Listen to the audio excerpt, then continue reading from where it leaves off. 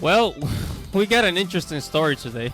It says awkward English translation of My Hero Academia chapter gives false impression that Minoru Mineta is a bisexual character. You guys ever heard that phrase, many things get lost in translation? Well, this is one of those cases. Let's go, guys. Let's go.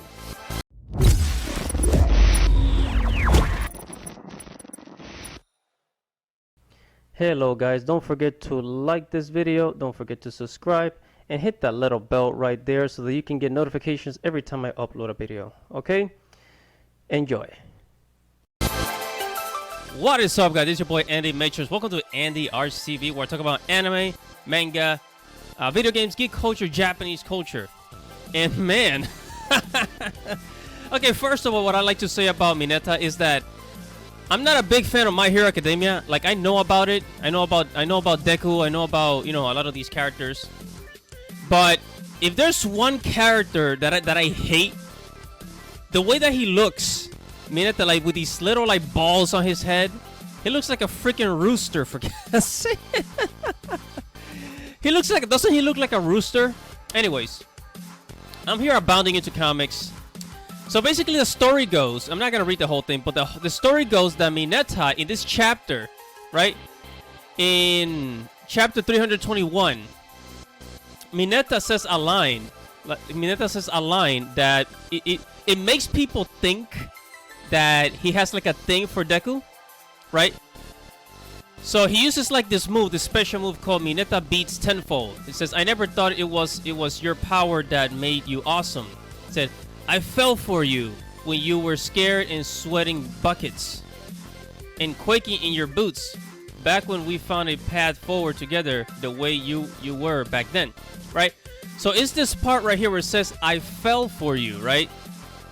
This is the part that has people thinking, oh, well, maybe he's like, you know, bisexual or gay or whatever, the LGBT alphabet soup, this alphabet soup stuff, right?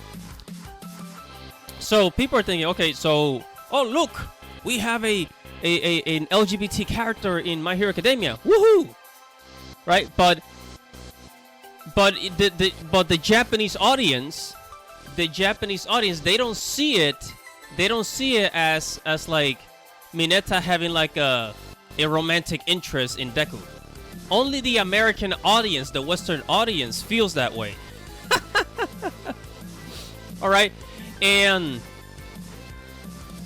okay, so one of the translators says people asking me for clarification on Mineta's line. Says yes, official translation is correct. No, it doesn't mean Mineta is bi. It doesn't mean that the character's bi.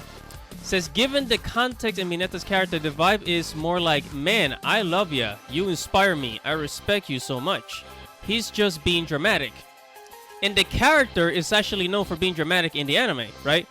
And then the translators keep saying, it says, I asked a few of my Japanese bilingual staff, native Japanese, fluent English, and we came to the conclusion that while, I guess the Japanese word here, it says, is a word that generally is used romantically, in this context, it's more of a deep respect, as I mentioned in my other thread, right?